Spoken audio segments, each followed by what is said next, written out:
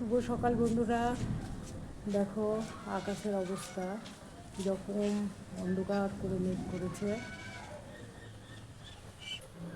দেখো আমাদের গাছের এই ফুলগুলো দেখতে পাচ্ছ, কি সুন্দর ফুলগুলো ফুটেছে, কি ভালো লাগছে না গাছটা। দেখো এখানে পটল ভাজা বসিয়েছি,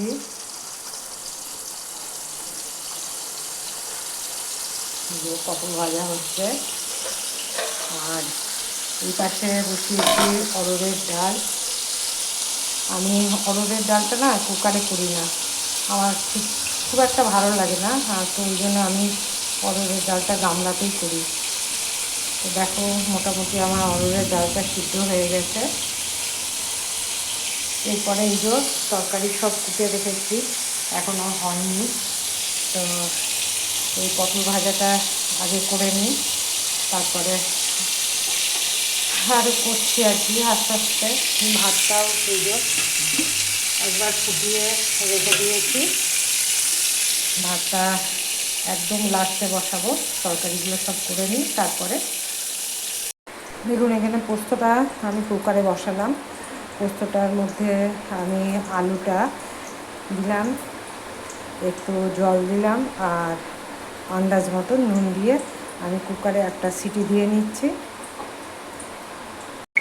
আর দেখুন আমার পটল ভাজাগুলো প্রায় হয়েই গেছে। আরও মুচমুচো করে ভাজবো তো, আর আরেকটু ওই পাশ ওই পাশ করে ভেজে নিই। দেখুন বললাম আর বৃষ্টি শুরু হয়ে গেল, বললাম না কালো করে মেঘ করেছে, কি প্রচণ্ড বৃষ্টি পড়ছে, একদম চারিদিকটা যেন সাদা হয়ে আছে। দেখুন পটলগুলো ভেজে তুলে নিলাম। এবারে ওই তেলের মধ্যে একটু পাঁচফোড়ন দিয়ে আমি সব সবজি দিয়ে একটা তরকারি করব।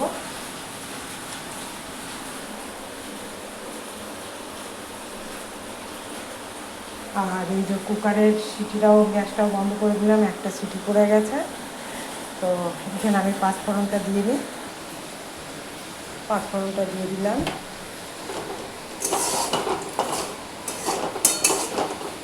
একটু লালচে হয়ে গেলে সব দিয়ে দিচ্ছি। দেখুন পাঁচফোড়নটা একদম লালচে হয়ে গেল, এবারে দিয়ে দিচ্ছি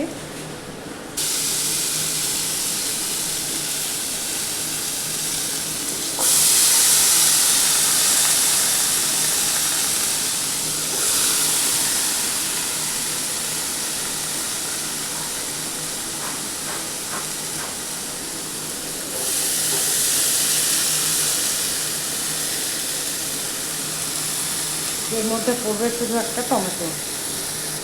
আগে এটা খুব ভালো করে ভেজে নেব।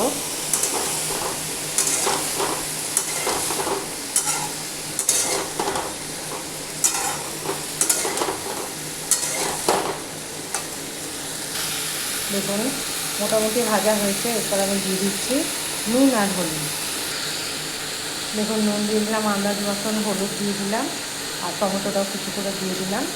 সবগুলো ভালো করে মিশিয়ে এবারে গ্যাসটা লো করে একটা ঢাকা দিয়ে দিলাম। দেখুন আমার চাটনি হয়ে গেল, আর এই পাশে আমার পোস্ত বাটাও হয়ে গেছে, এই পাশে তরকারিটাও হয়ে গেছে।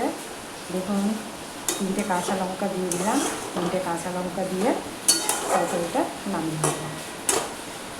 দেখুন পোস্তর আলুটা একদম সিদ্ধ হয়ে গেছে, আমার কড়াতে তেলও গরম হয়ে গেছে। দেখুন এবারে তেলের মধ্যে আলুটা দিয়ে দিচ্ছি, পোস্তটাও দিয়ে দিলাম, তার সাথে দিয়ে দিচ্ছি 2টো কাঁচা লঙ্কা।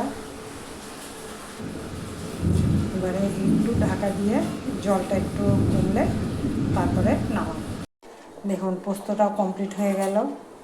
পোস্তটা করলাম সে বাঁকুড়া ডিস্ট্রিক্টের যে রকম পোস্ত হয়, ঝোল ঝোল পোস্ত, ঠিক সেই রকম পোস্ত করলাম।